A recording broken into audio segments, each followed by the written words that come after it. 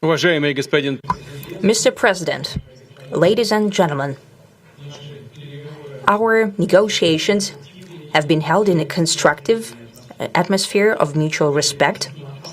We have very thorough negotiations that were quite useful. I would like to thank once again my American counterpart for the proposal to travel out here to Alaska. It only makes sense that we've met here, because our countries, though separated by the oceans, are close neighbors. So when we've met, when I came out of the plane and I've said, "Good afternoon, dear neighbor. Very good to see you. In good health and to see you alive." I think that is very neighborly. And I think that's some kind words that we can say to each other. We're separated by the Strait of Bering, though there are 2 islands only between the Russian island and the U.S. island. They're only 4 kilometers apart. We're close neighbors, and it's a fact. It's also important that Alaska has to do with our common heritage, common history between Russia and the U.S., and many positive events have to do with that territory. Still, there is tremendous cultural heritage back from the Russian America. For example, Orthodox churches and a lot of, more than 700 geographical names of Russian origin. During the Second World War, it was here in Alaska that was the origin of the legendary air bridge for the supply of military aircraft and other equipment under the Lend-Lease program. It was a dangerous and treacherous route over the vast emptiness of ice. However, the pilots of both countries did everything to bring closer the victory. They risked their lives and they gave it all for the common victory. I was just in the city of Magadan in Russia, and there is a memorial there dedicated to the Russian and the U.S. pilots. And there are 2 flags, the U.S. flag and the Russian flag. And I know that here as well there is such a memorial. There is a military burial place several kilometers away from here. The Soviet pilots that buried there who died during that dangerous mission. We're thankful to the citizens and the government of the U.S. for carefully taking care of their memory. I think that's very worthy and noble.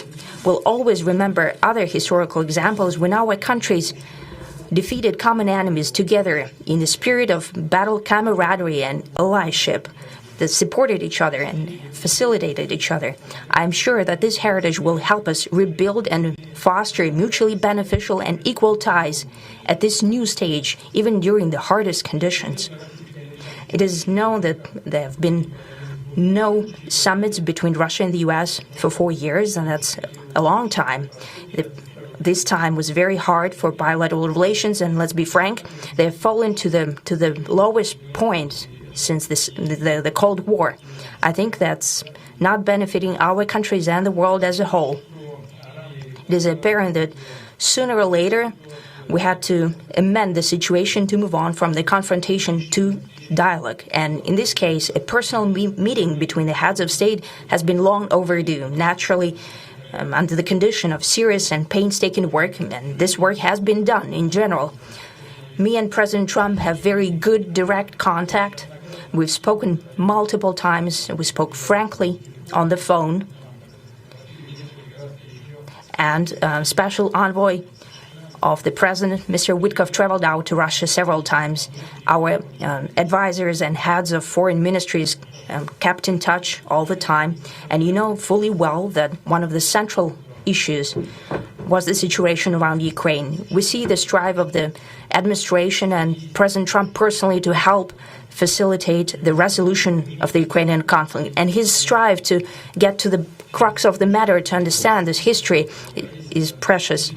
As I've said, the situation in Ukraine has to do with fundamental threats to our security. Moreover, we've always considered the Ukrainian nation, and I've said it multiple times, a brotherly nation, however strange it may sound in these conditions. We have the same roots, and everything that's happening is a tragedy for us and terrible wound. Therefore, the country is sincerely interested in putting an end to it. At the same time, we're convinced that in order to make the settlement lasting and long-term, we need to eliminate all the primary roots the primary causes of that conflict, and we've said it multiple times, to consider all legitimate concerns of Russia and to reinstate a just balance of security in Europe and in the world on the whole. And I agree with President Trump, as he has said today, that naturally the security of Ukraine should be ensured as well.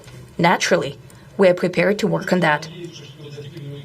I would like to hope that the agreement that we've reached together will help us bring closer that goal and will pave the path towards peace in Ukraine. We expect that Kiev and European capitals will perceive that constructively and that they won't throw a wrench in the works. They will not make any attempts to use some backroom dealings to conduct provocations to torpedo the nascent progress. Incidentally, when the new administration came to power, bilateral trade started to grow. It's still very symbolic. Still, we have a growth of 20%. As I've said, we have a lot of dimensions for joint work. It is clear that the U.S. and Russian investment and business cooperation has tremendous potential. Russia and the U.S. can offer each other so much in trade, digital, high-tech, and in space exploration. We see that Arctic cooperation is also very possible, and our international context, for example, between the Far East of Russia and the West Coast of the U.S.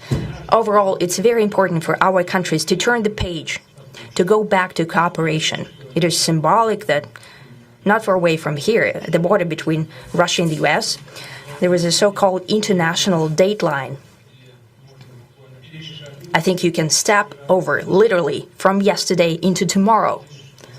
And I hope we'll succeed in that, in political sphere. I would like to thank President Trump for our joint work, for the well-wishing and trustworthy tone of our conversation. It's important that both sides are result-oriented, and we see that the President of the U.S. has a very clear idea of what he would like to achieve. He sincerely cares about prosperity of his nation. Still, he understands that Russia has its own national interests. I expect that today's agreements will be the starting point, not only for the solution of the Ukrainian issue, but also will help us bring back business-like and pragmatic relations between Russia and the U.S. And in the end, I would like to add one more thing.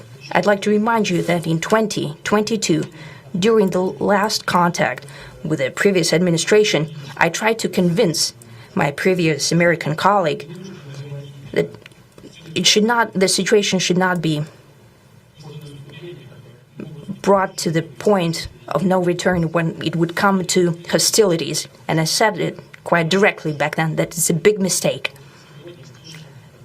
Today, when President Trump saying that if he was the president back then, there will be no war. And I'm quite sure that it would indeed be so. I can confirm that. I think that overall, me and President Trump have built a very good, business-like and trustworthy contact. And I have every reason to believe that moving down this path, we can come, and the sooner the better, to the end of the conflict in Ukraine. Thank you. Thank you. Well, thank you very much, Mr. President. That was very profound. And I will say that I believe we had a very productive meeting. There were many, many points that we agreed on, most of them, I would say, a couple of big ones that we haven't quite gotten there, but we've made some headway. So there's no deal until there's a deal. I will call up NATO in a little while. I will call up the various people that I think are appropriate, and I'll, of course, call up President Zelensky and tell him about today's meeting. It's ultimately up to them. They're going to have to agree with what Marco and Steve and some of the great people from the Trump administration who've come here, Scott and John Ratcliffe, thank you very much. But we have some of our really great leaders. They've been doing a phenomenal job. We also have some tremendous Russian business representatives here, and I think everybody wants to deal with us. We've become the hottest country anywhere in the world in a very short period of time, and we look forward to that. We look forward to dealing. We're going to try and get this over with. We really made some great progress today. I've always had a fantastic relationship with President Putin, with Vladimir. We had many tough meetings, good meetings. We were interfered with by the Russia hoax that made it a little bit tougher to deal with, but he understood it.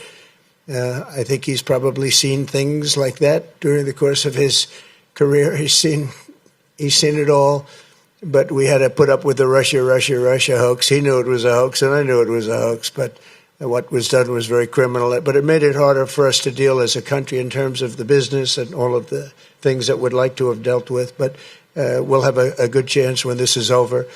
So just to put it very quickly, I'm going to start making a few phone calls and tell them what happened. But we had an extremely productive meeting, and many points were agreed to. There are just a very few that are left. Some are not that significant. One is probably the most significant, but we have a very good chance of getting there. We didn't get there, but we have a very good chance of getting there. I would like to thank President Putin and his entire team, who I know in many cases, other than that, whose faces I get to see all the time in the newspapers. You're almost as famous as the boss, but especially this one right over here. But we had some good meetings over the years, right? Good, productive meetings over the years, and we hope to have that in the future. But let's do the most productive one right now. We're going to stop really 5, 6, 7,000, thousands of people a week from being killed, and President Putin wants to see that as much as I do. So, again, Mr. President, I'd like to thank you very much, and we'll speak to you very soon and probably see you again very soon. Thank you very much, Vladimir. Next time in Moscow. Oh, that's an interesting one. I don't know. I'll get a little heat on that one, but I could see it possibly happening. Thank you very much, Vladimir. And thank you all. Thank you. Thank you. Thank you so much.